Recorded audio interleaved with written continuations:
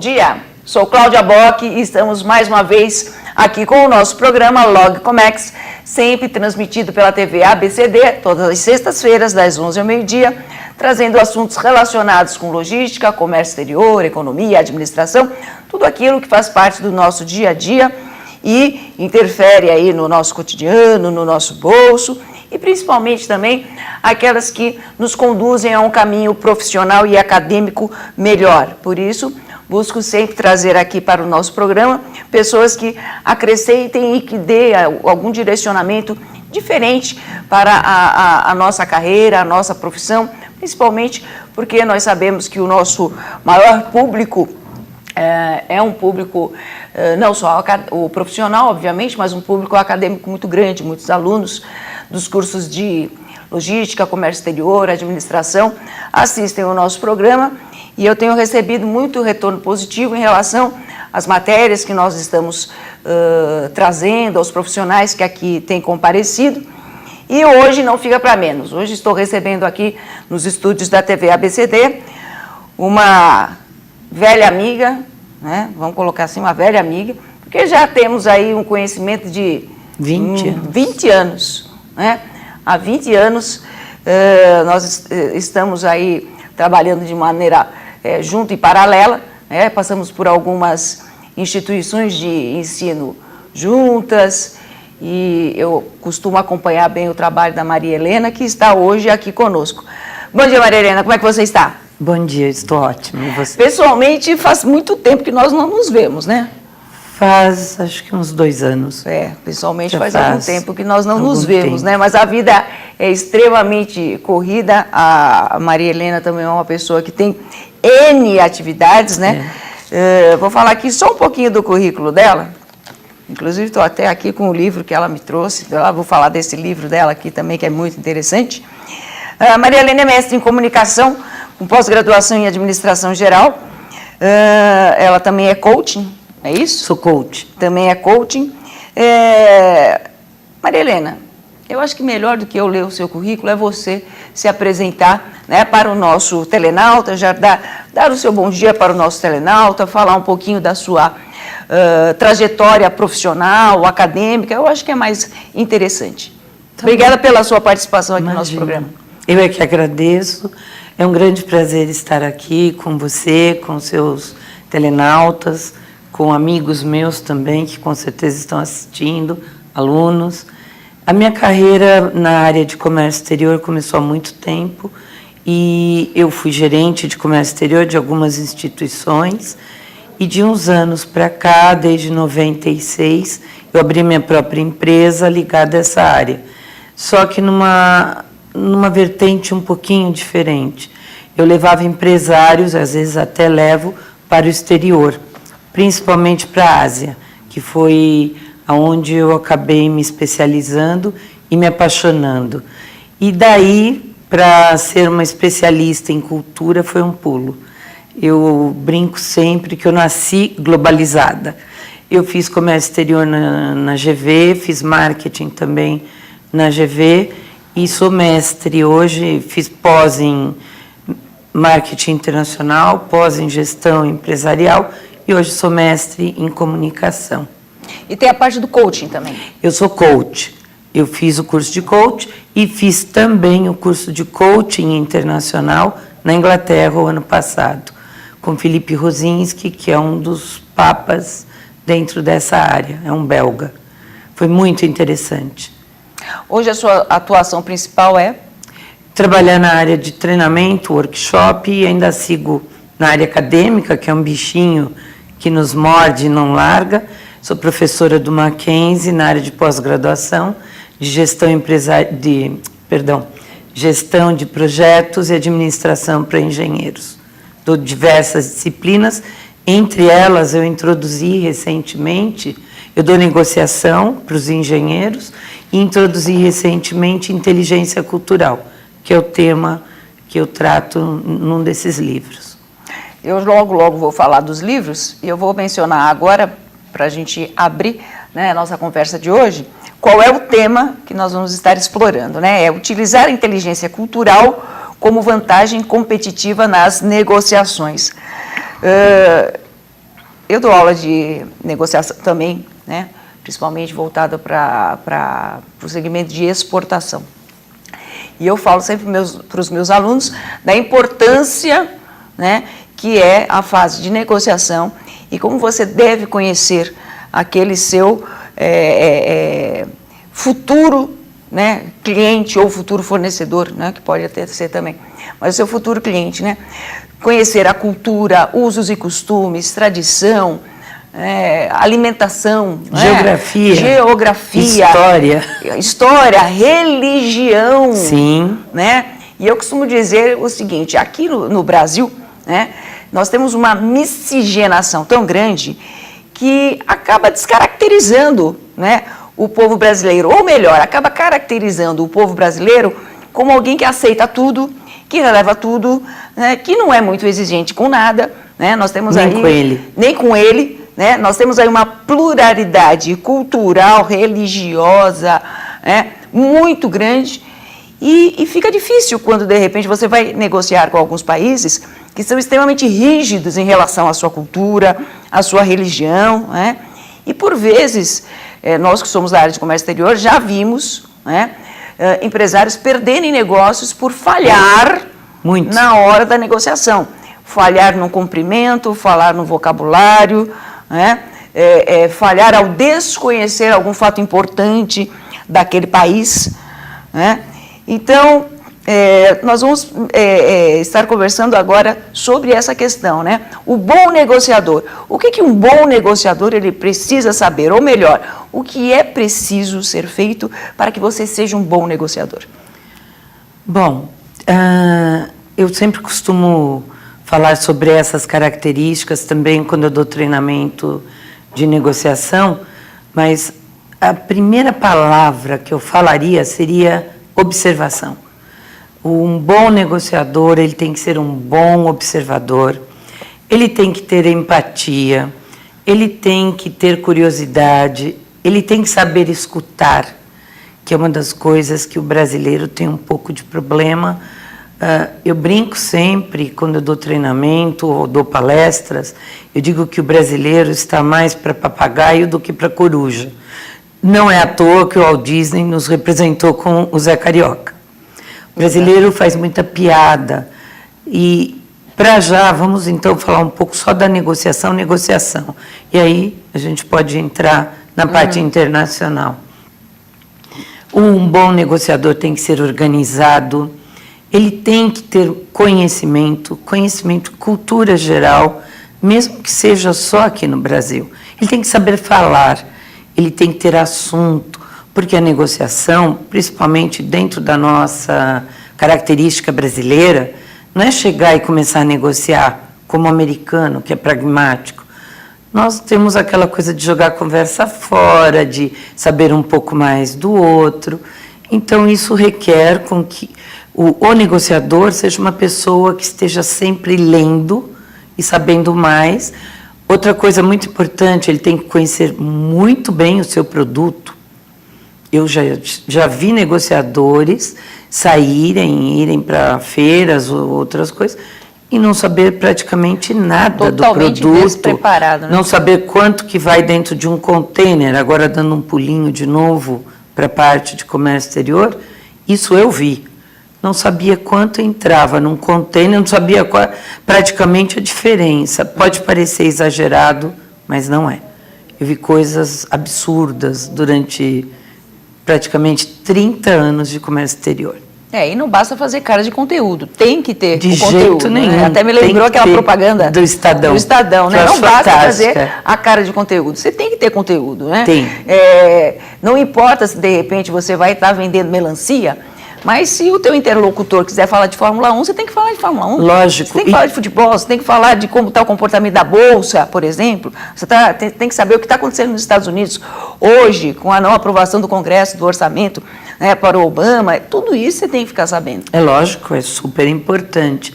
Então, em geral, até qualquer profissão, mas na área de comércio exterior, isso e um bom negociador tem que estar bem preparado para saber. E só isso basta, Maria Helena? Né? Porque, geralmente, nós, como docentes, nós sempre estamos estimulando os nossos alunos a estudarem cada vez mais, né? Graduação é o primeiro degrau, depois você tem que fazer a pós-graduação, você tem que fazer os MBAs, até um mestrado, um doutorado, caso queira lecionar, tudo, e sempre estar fazendo cursos de aperfeiçoamento contínuo, né? No caso, o negociador, qual é o caminho para ele, né? Aquele que vai ser um especialista, ele quer ser especialista em negociação, né? Ele quer ser um trader e um especialista em negociação, por exemplo. Qual é o caminho, quais são as competências, as habilidades que ele precisa ter? Você já está falando internacional. Aí a gente pode porque pegar... a gente eu acabo saindo. Mas a gente pode pegar o nacional e o internacional. Algumas dúvidas que você vai me perguntar. Conforme eu já falei algumas características, competências que o negociador tem que ter. Além disso, pode parecer até algo estranho, mas tem que entender de etiqueta.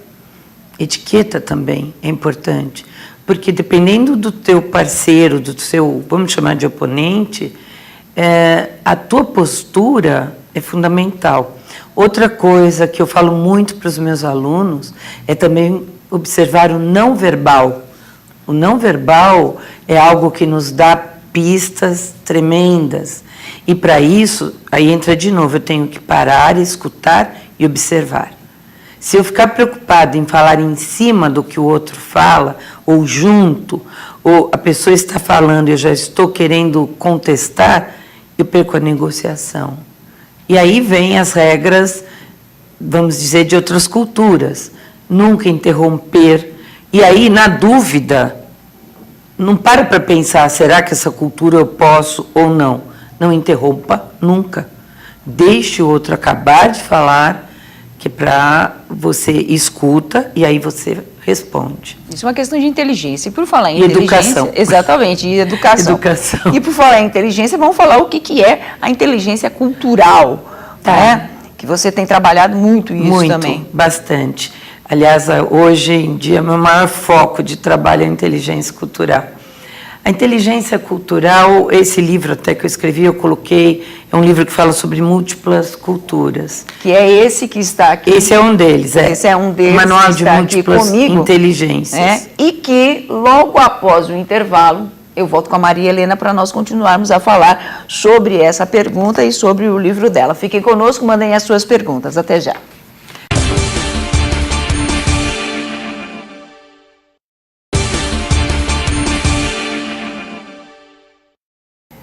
Estamos de volta aqui no nosso programa Log Comex, hoje recebendo aqui nos nossos estúdios a professora Maria Helena Sarmiento, certo? Não, eu sou espanhola. Eu sempre erro, né? Português é Sarmento. É Sarmento, né? Por que eu sempre dou Porque um acento? Você vai muito para a Argentina. Deve ser. E lá tem um Domingos Sarmiento, que é famoso. Pior que deve ser mas verdade. tem a rua Sarmiento. Exatamente. Sarmento. Sarmento. Do português. Exatamente. É Afonso. Portuguesa, né? Agora eu sou. Nasci aqui, mas eu sou portuguesa há muito tempo. Já está com a dupla cidadania lá, né? É nacionalidade. Nacionalidade, Portugal, né? Então vamos voltar aqui, né, com a nossa questão da inteligência cultural. E eu estava exatamente mostrando aqui o livro da professora Maria Helena, o Manual das Múltiplas Inteligências. Está aqui, da autoria dela e mais... Não, e mais... Aqui, esse aí deve ter mais uns 20, é um apanhado de vários autores falando sobre as múltiplas inteligências. E eu aproveitei e falei sobre a inteligência cultural, que é um tema novo. Bem, aqui está assim, especialistas explicam como usar todas as inteligências já descobertas para você se diferenciar e vencer na vida profissional e empresarial. Muito interessante aqui. Então, vamos voltar à nossa questão, né? O que é a inteligência cultural e qual é a sua importância no contexto das negociações internacionais? Certo. Hoje em dia, a partir do momento que o mundo ficou realmente e totalmente globalizado, eu não consigo imaginar um profissional, uma pessoa que de alguma maneira não tenha qualquer tipo de contato no exterior. Muitas vezes eu estou dando treinamento, aula e eu escuto assim, não, mas eu não trabalho, minha empresa é 100% brasileira, eu não trabalho com ninguém. Não, a sua empresa pode ser 100% brasileira, o seu departamento pode não ter contato, mas você pode ter fornecedores do exterior, você pode ter diretores ou alguém dentro da sua empresa que veio de outra cultura, e a cultura, ela faz parte da cultura organizacional da empresa. E a partir do momento que eu estou falando da cultura organizacional, ela tem um viés que vem da direção. Por exemplo, a empresa pode ser brasileira, mas o dono é alemão. A empresa não é multinacional, mas ela tem características da direção desse dono, não é? Então, o desenvolvimento da cultura, da inteligência cultural é importantíssimo. E eu vou até um pouquinho mais além, né? O fato de hoje você estar numa empresa nacional, 100%, que você ainda, né, diga assim, eu não trabalho com isso, eu não mexo. Hoje, você não sabe onde você estará amanhã. E quem vai comprar a tua empresa, que é a coisa que mais está acontecendo. Isso, as fusões estão deixando, assim as pessoas às vezes perdidas. Eu fui chamada uma época para cuidar e fazer um trabalho com uma empresa grande brasileira que foi comprada por uma francesa. Isso já faz tempo. E o novo presidente francês me chamou e falou: eu quero que você diga para os funcionários o que é agora trabalhar debaixo de uma cultura organizacional e de uma cultura francesa. Então, tem os bancos, você pega o Santander, o próprio Itaú, que foi uma fusão do Itaú com a Unibanco. Você tem pessoas de vários lugares, de várias culturas ali dentro. E tem mais, o Itaú está começando a se expandir de uma maneira enorme. Ele está já, eu não sei exatamente hoje, mas já está em mais de 12 países. Entre eles, China, está em Hong Kong, Singapura, se eu não estou enganada, Miami, que aí não é um país, mas, lógico, é dentro de um país, mas eu estava falando de lugares. E eles têm que conhecer, sim. E eles têm a chance de serem transferidos. E, com certeza, esse diferencial de conhecer como lidar com as outras culturas, essa facilidade, essa adaptação cultural, é aí que entra a inteligência cultural, te dando o suporte para que você se desenvolva, te dando essa orientação. Como eu posso melhorar culturalmente? Como eu posso me adaptar melhor à cultura do outro? E aí entra, voltando à negociação internacional, características do negociador, outra característica, adaptabilidade e flexibilidade. E outra, mente aberta. Porque lidar com outra cultura, Cláudia, você tem que abrir sua mente. Você tem que sair de sua zona de conforto. Principalmente para nós brasileiros, como eu disse no início, né, que somos tão assim, né, ao Deus dará, deixa a vida me levar. Tudo dá um jeitinho. Exatamente, tudo dá um jeitinho. O seu tema de mestrado foi sobre? A mesa, negociação e cultura. Por que você escolheu esse assunto? Eu escolhi porque aconteceu algo que foi algo totalmente inédito, esse tema. Na faculdade, na época que eu fiz, todos o orientador, quem participou, falou: eu nunca vi isso. Porque uma vez eu estava na Índia com clientes, e nós estávamos almoçando com o dono de uma empresa de faqueiro, panelas de inox. Estávamos num hotel maravilhoso, num restaurante super chique, e eu dou aula também de etiqueta internacional. Lógico, eu reparei, não falei nada, não fiz nada que ele observasse, que eu vi. Mas ele estava completamente atrapalhado para comer, junto com a gente, na maneira da etiqueta francesa. De repente, ele vira para mim e fala assim: olha, apesar de eu fabricar o faqueiro, desculpa, mas eu não tenho prática. E eu virei, foi a minha primeira viagem à Índia, e eu falei assim: e como é que vocês comem? Eu já sabia, mas tinha que abrir a conversa. Ele falou, nós comemos com a mão. Eu falei, nossa, que interessante.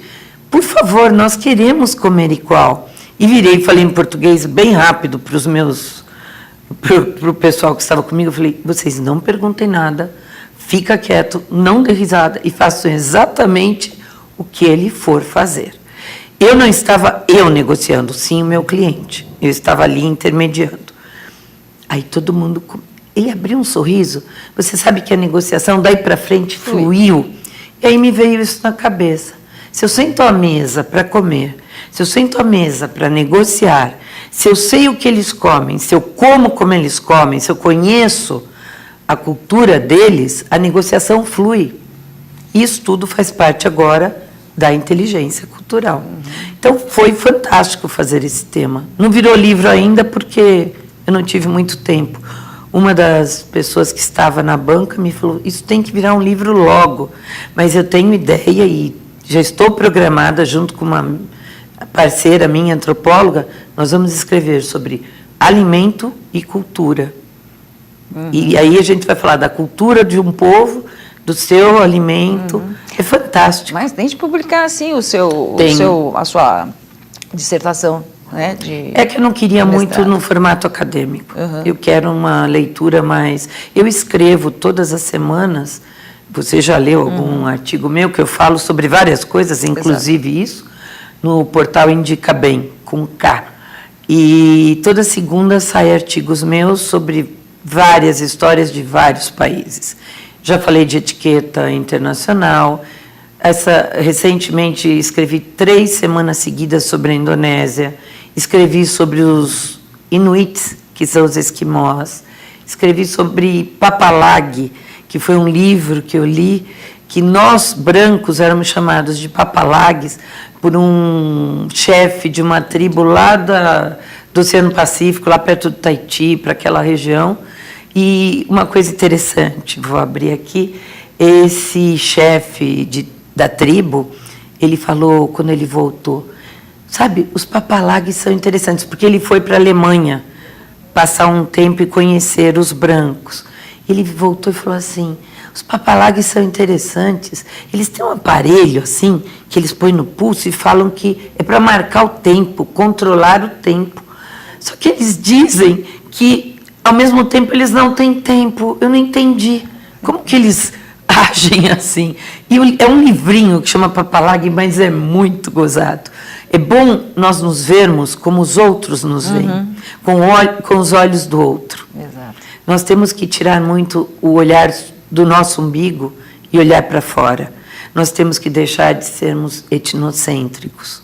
Nós temos que aprender a trocar o óculos. Eu sempre falo isso. Você vai viajar, tire seus óculos e coloque os óculos da outra cultura. Comece a olhar a outra cultura com os olhos do outro.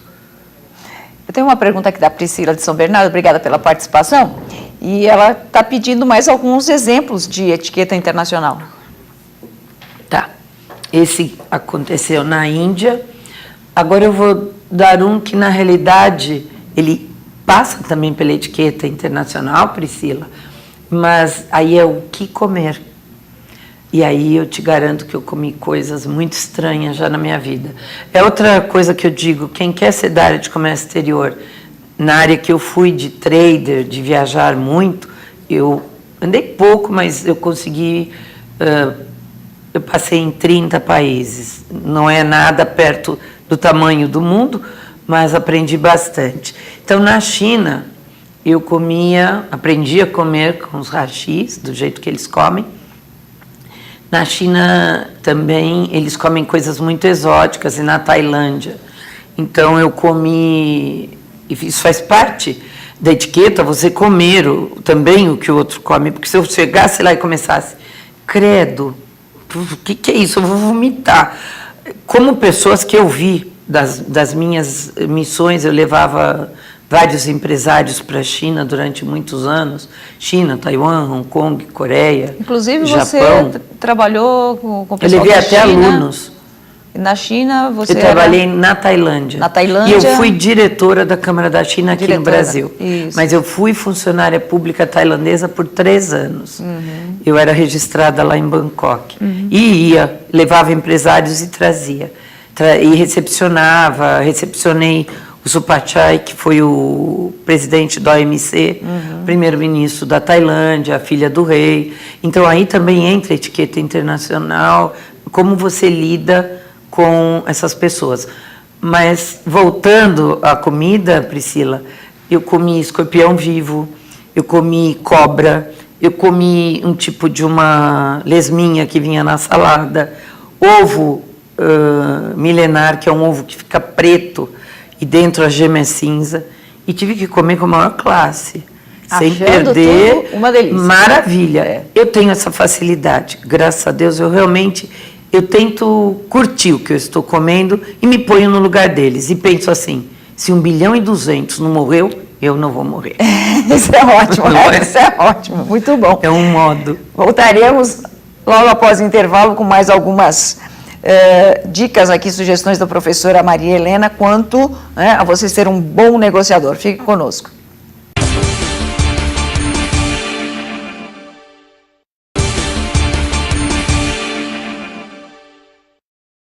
Estamos de volta com o nosso programa Log Comex, hoje falando sobre inteligência cultural com a professora Maria Helena. E ela estava falando no último bloco a respeito de algumas coisas inusitadas, inclusive de alimentos que ela teve que ingerir numa dessas suas visitas, E me diga uma coisa, além da China, que é um país bem diferente em termos também de hábitos alimentares, quais são os outros países que são mais assim diferentes em relação à cultura brasileira e que é mais difícil para quem quer fazer algum tipo de negócio, quem quer sentar à mesa, quem quer introduzir o produto brasileiro nesse mercado?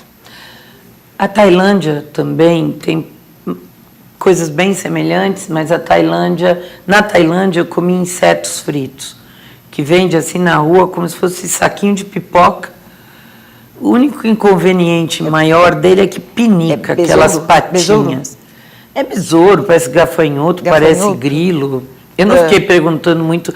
Aí está o segredo. Nunca pergunte quem era o falecido, porque aí você não come. A única coisa que eu não comi, acho que eu não comi, e por princípio foi cachorro. Porque lá você vê o cachorro dentro da gaiola, é terrível. Terrível assim. Para nós que adoramos cachorro. Eu até como uma pessoa que trabalha com cultura, eu nem poderia dizer isso. É terrível porque o meu amor por cachorro é algo tão grande que para mim me marcou. Mas eles têm os cachorros e você escolhe ele vivo e fala, eu quero aquele, como lagosta. E outra coisa que é terrível também é o macaquinho lá na Indonésia. Tem até eles a têm as aqui mesas. Perguntaram? Tem. Eles têm umas mesas que tem assim. Quer dizer, eu estou falando de algumas coisas, eu não posso dizer a verdade absoluta de tudo, eu não vi tudo. A pergunta da Vera é exatamente essa aqui. Você já comeu cérebro de macaco vivo? Não. Também, por princípio... Que é isso, essa história que você ia contar, conta pra gente. Eles prendem o macaquinho na mesa, embaixo tem a gaiola, porque ele está vivo, ele fica esperneando. E aí eles batem com um martelinho, eu nem fui, eu sei como é, mas... isso realmente me faria muito mal. E não tive essa...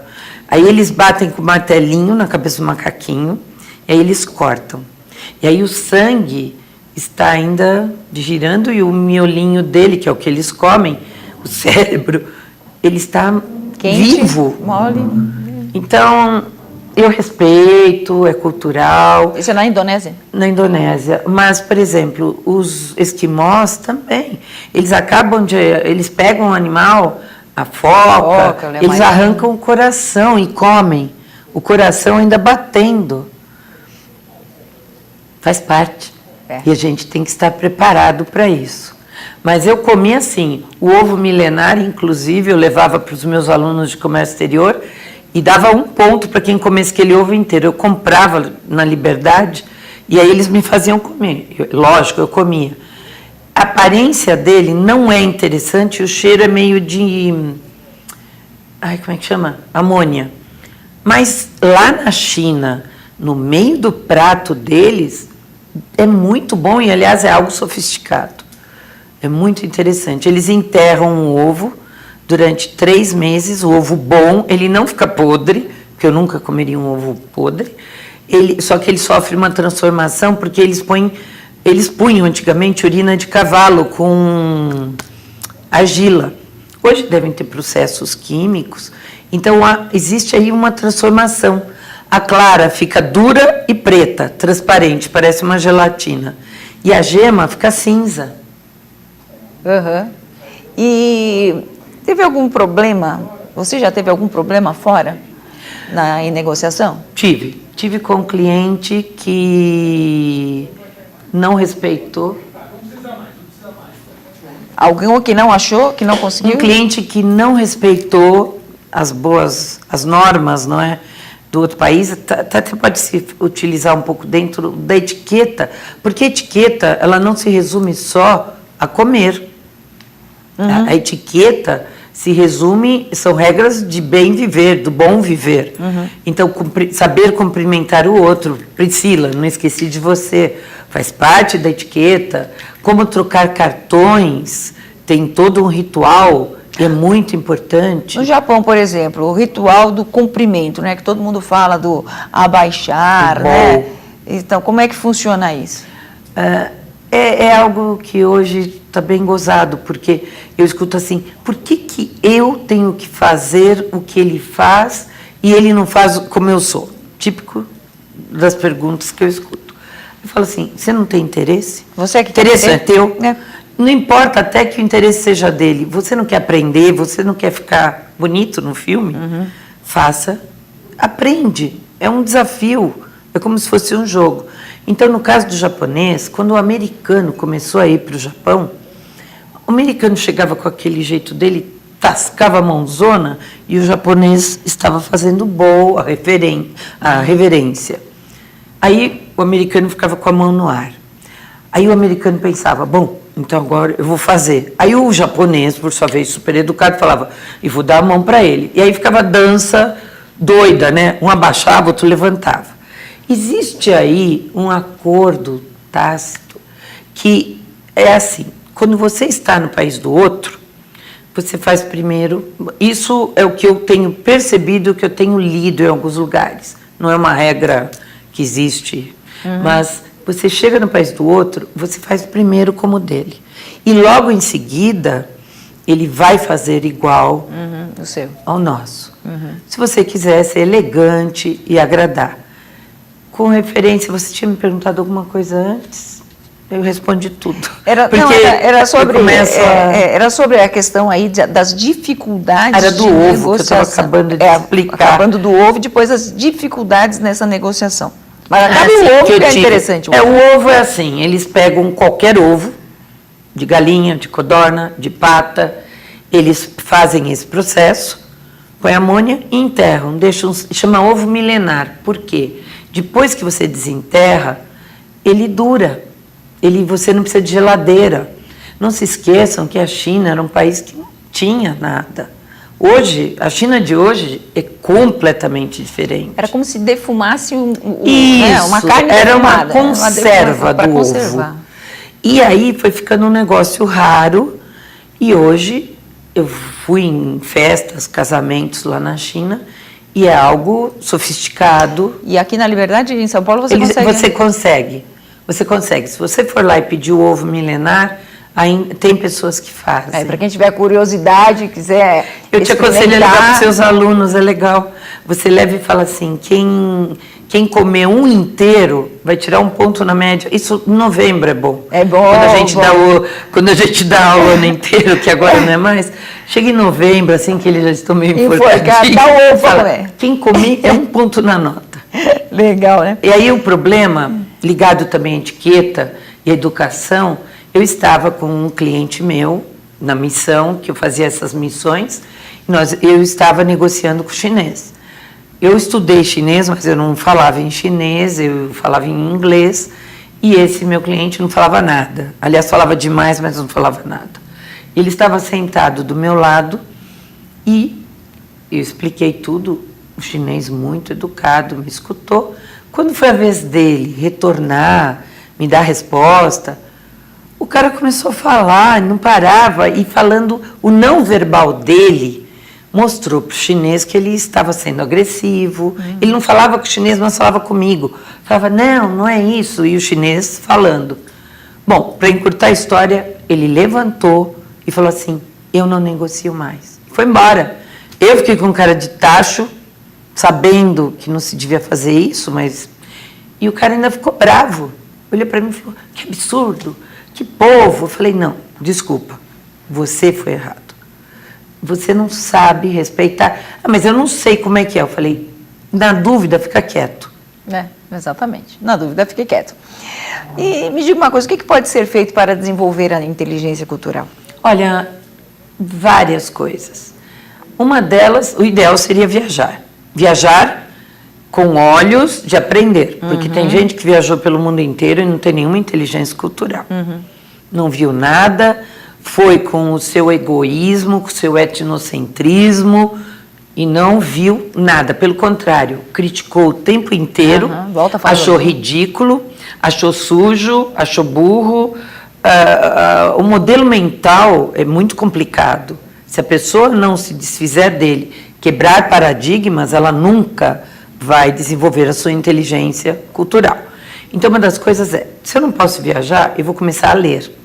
E aí, tem uma série de livros. Hoje, vai numa qualquer livraria, vocês vão ver a seção de livros que falam de outras culturas, como nós tivemos o Caçador de Pipas, Paixão Índia, que foi um livro maravilhoso, que fala bem da Índia, e foi escrita por Javier Moro, que é um espanhol que faz o estudo e é verídico. É um romance verídico, com fotos, inclusive, muito interessante. Ele escreveu também Sari Vermelho. Nós temos As Boas Mulheres da China, da Xin Han, que ela é uma repórter, é uma jornalista chinesa e que saiu falando sobre a condição da mulher chinesa há alguns anos, recente, mas há alguns anos. Então, ler é fundamental.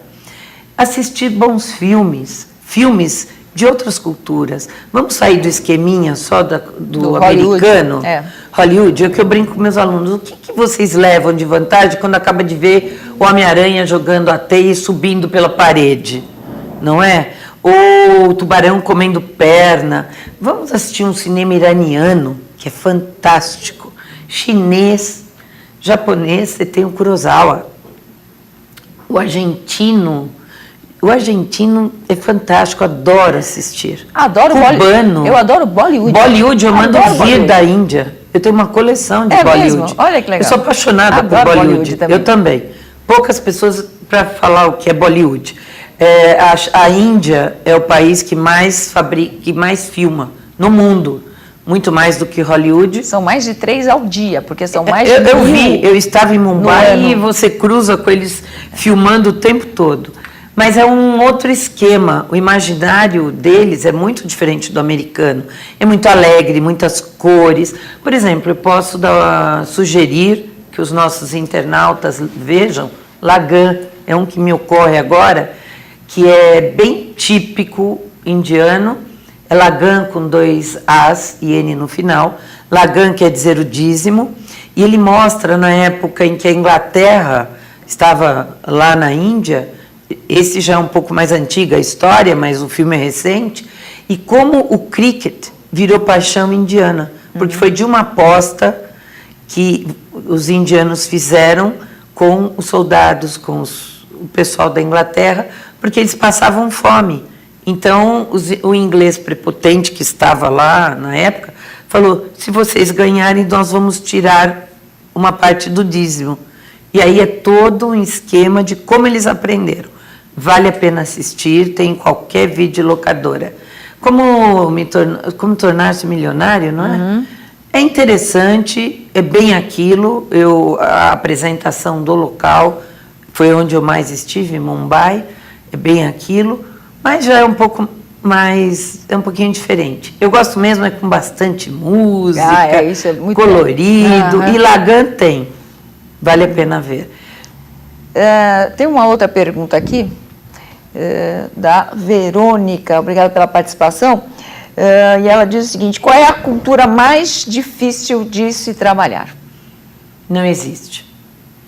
Existe é você não estar aberto. Lógico que tem culturas que nos causam mais impacto, nós temos que abrir mais a nossa mente. E quais seriam essas culturas que são mais assim, de repente, que causariam mais estranheza para nós? Um pouco mais de desconforto, que nos tire da nossa zona de conforto? Olha, quando você lida com o Islã, com os muçulmanos, e não sabe, não que eles sejam difíceis, não me entendam mal, porque, aliás, a primeira coisa que eu já deveria ter dito, não existe cultura errada. Existe cultura diferente da nossa. Sim. Então, eu nunca criticaria, mas muitas vezes, principalmente para o brasileiro, é complicado. Quando você vê aquelas mulheres de burca e ficam, às vezes, rindo e falam, olha que ridículo. É complicado exatamente porque nós não temos o entendimento que justifique, exatamente, que justifique aquele hábito deles, né? Aquela conduta, lógico, né? Que tem lá os seus preceitos religiosos, tudo, que, como mais uma vez eu vou dizer, para nós, né? Aqui o brasileiro é católico, é evangélico, é espírita, bate bumbo, faz de tudo, né? Você, num brasileiro só, você consegue encontrar, exatamente, brasileiro é ecumênico, né? Então fica realmente difícil. Porque tem muitos preceitos e você veja bem, a legislação desses países, ela é feita com base no Alcorão. Seria a mesma coisa que aqui no Brasil, a nossa legislação, seria ótima até se fosse verdade, fosse feita baseada na Bíblia. Principalmente no olho por olho, dente por dente. Né? Que bom. Então, eles têm uma série de preceitos e de crenças e valores, isso é muito profundo numa cultura. Mesmo o próprio chinês, não é fácil. No primeiro momento, eles são quietos, eles não falam, então é complicado. Maria Helena, eu quero apresentar aqui para o nosso telenauta o seu outro livro, né, que é o de Coaching, Grandes Mestres Ensinam Como Estabelecer e Alcançar Resultados Extraordinários na Sua Vida Pessoal e Profissional. Então, são esses dois livros aqui. Nesse eu escrevi sobre coaching intercultural, um capítulo. São, então, 2 publicações, onde a professora Maria Helena faz parte dessas 2 publicações, indico para vocês a leitura, muito interessante. E Maria Helena, infelizmente, chegamos ao término do nosso programa, mas aqui já eu digo, você vai ter que voltar, não tem jeito. Tem muita coisa para falar. Tem muita coisa para falar, eu sei que você vem de longe, você vem lá do outro lado, né? Vem lá de Morumbi, São Paulo, tudo. Queria até pedir desculpa ao nosso telenauta, que na semana passada, em função daquele acidente que houve na Marginal, a professora não conseguiu estar aqui conosco, então se disponibilizou a estar aqui novamente, mas eu prometo que ela virá novamente aqui ao programa. Prazer. Né? E falaremos mais sobre negociação, cultura, que temos muito para falar, né? Eu tenho aqui algumas perguntas que o pessoal está falando assim, mas fala um pouquinho mais da China, fala um pouquinho mais do Japão, né? Fala o que representa o branco para o japonês e tal. Essas perguntas terão que ficar para um outro programa, que eu tenho certeza que a professora vai querer estar aqui conosco, participar e atender a todos vocês. Maria Helena, queira deixar suas considerações aqui para o nosso telenauta, então, por favor. Antes de mais nada, eu quero te agradecer. Para mim é um prazer enorme, até por revê-la, que faz tanto tempo que a gente não se via. Tanto tempo assim, 2, 3 anos, já está ficando bastante na nossa idade. Baixinho. Mas eu queria muito agradecer aos internautas também a participação e espero que tenha trazido um pouquinho de conhecimento, de informação que possa ajudá-los. Com certeza. E antes de nós encerrarmos, eu quero só deixar registrado aqui a participação da Ângela Batata, que diz o seguinte: tenho tido a oportunidade de trabalhar à distância com os indianos. Além da cultura riquíssima, a educação e a humildade são características fantásticas, não é isso? Verdade. O fato de negociar com aquele país está causando polêmicas entre empregados e sindicatos no Brasil, pois a mão de obra sai mais barato e por isso mais vantajoso para as empresas no mundo todo. Com você, a globalização... Aí ela pergunta, né, como você vê a questão da globalização, né? E sendo aí a Índia um dos centros de polarização. É como a China, né, também tem uma mão de obra. Sabe, Cláudia, eu acho que nós é que estamos fora da realidade, com os nossos impostos e tudo isso. E o indiano é um país enorme, não é? A segunda maior população do mundo, e em pouco tempo vai passar a China. E eles são pobres em alguns aspectos, e eles precisam. Então, de alguma maneira, e ela falou bem, o indiano é muito humilde, até pela própria religião, eles são muito dóceis, eles são muito agradáveis. Eu vejo que o Brasil tem que se adequar à nova realidade do mundo. E nós temos que começar a pensar em termos produtos mais competitivos. Maria Helena, mais uma vez, obrigada. Estamos encerrando o nosso programa Logcomex. Estejam conosco na próxima sexta-feira, das 11 ao meio-dia, ao vivo. Um abraço a todos e até lá.